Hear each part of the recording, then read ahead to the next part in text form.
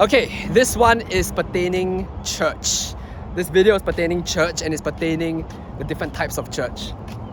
I've been to many churches.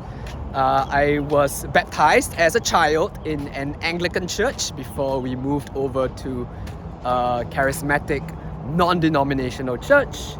And then I moved to a Pentecostal church, and now I'm settled down in a Brethren church.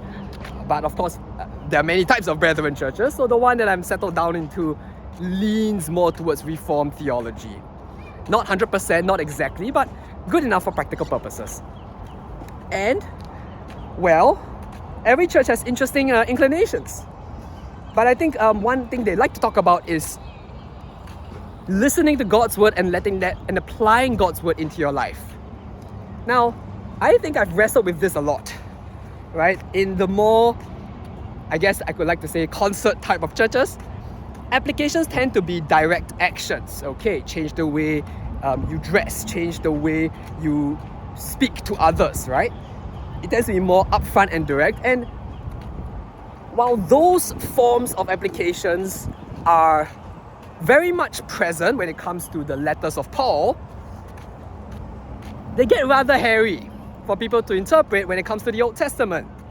To what extent are you supposed to emulate Moses? And whatever answer you give, well, it tends to be arbitrary. Oh, Moses had trust in God. That's right. So does that mean you should be like Moses and kill an Egyptian? Right? And it's really difficult to articulate why one course of action makes sense and the other does not. Now, one response I hear is, well, if it's repeated in the New Testament, then that becomes relevant. But again, what exactly is repeated in the New Testament? I do think there needs to be a lot of careful contemplation on that. On the other hand, when I'm in my, well, literally, now I'm using my other hand. On the other hand, when it comes to the Reformed angle on things, there's very careful reading of God's word. There's a very precise, accurate, I would say in many ways, approach to the whole endeavor. And the results are actually pretty amazing. You actually do get to know God as He has revealed Himself in His word. You get to see how His promises in the Old Testament carry on to the New Testament.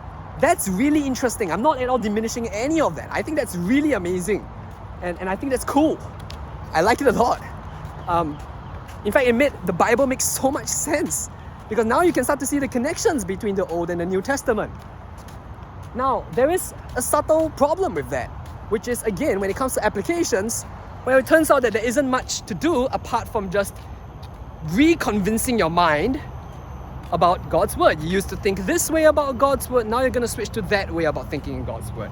And all of that's very conscious, but it's very non-physical, but conscious, right? And so I was kind of struggling with that as well, or at least not struggling with that, but I was like thinking, okay, is that what it means to apply God's word? Is it just a mental gymnastics exercise? I don't think so, right? I believe God's word is, all scripture is God-breathed and useful for training in righteousness. And training in righteousness isn't restricted to the intellect. It's not just a bunch of theories. But sometimes when we present the Bible as an intellectual exercise, well, it does come across that way. So what exactly is a possible solution? The phrase being filled with the Spirit has many connotations in different churches. So I'm not going to use that phrase. But I think what I've noticed, at least as a pattern throughout my life, is this. When I read God's word and I understand what God has spoken through His word, how it continues on from the Old Testament to the New Testament, how it all centers on the person of Jesus, and all of that is legitimate, right? I've written a series of theology posts, which I think is really cool. I do read the Bible in that way. I see that holistic picture. I refrain from over-particularizing the Bible, especially if it is taken out of context. For example, like purpose, like what's our purpose in the world? Simply to delight in the Lord, right? To worship Him and delight in Him. It really just boils down into that. And the Bible does not give us particulars about our day-to-day ambitions or callings. apart from requiring that they be grounded in the steadfast love of God, roughly speaking, or the loyal kindness of God in the words that I like to use. Well, that has been really effective, or that has been really that has changed my life deeply. But I think I need to be precise on how that changes my life. It's not just a woohoo, my life is just magically better. I think what happens is this: I'll be reading the Bible once through, and another round, and another round, and another round, and I would more or less forget most of the things in the conscious level. I would forget a lot of it. But I think every time you read the Bible, the subconscious part of me, some people like to call that the spirit or the soul, whatever language you want to use, the idea is that you're not actively thinking about it. That's the subconscious. The subconscious is also receiving God's word. And the more I think about it, especially having consciously written a series of theology posts, I'm also convinced that just having the conscious arguments for Christ doesn't lead one to Christ. I mean, that's kind of obvious. But the change happens at the subconscious level. And that's so interesting, right? Because I think we can't really control the subconscious. You can't actively make decisions to actively influence your subconscious. At most, you could, change the way you carry out your life and the environment you're in order for your subconscious to pick that up. But even the rate of change, let's say, of your subconscious picking up these changes, that is not within our jurisdiction. That isn't really accessible to us. And I think that's rather interesting, because end of the day, I think I shared this in one of the previous videos on the weather. I couldn't control the fact that I felt sad. It was just nothing bad in my life happened, but the skies were overcast and I just felt down. That's very much a physiological subconscious effect. Now, of course, if it's physiological, then some changes I could make is to, fix my diet, get some exercise.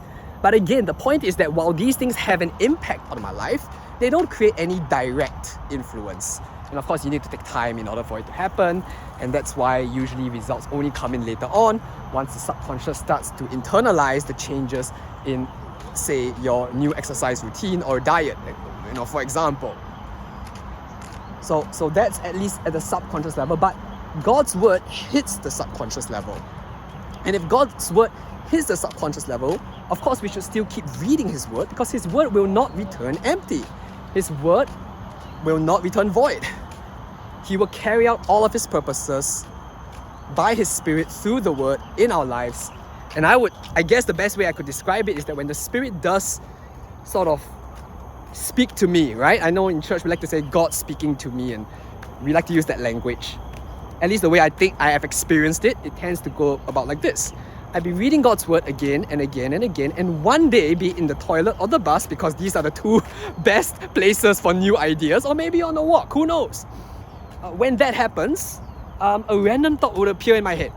A random thought would just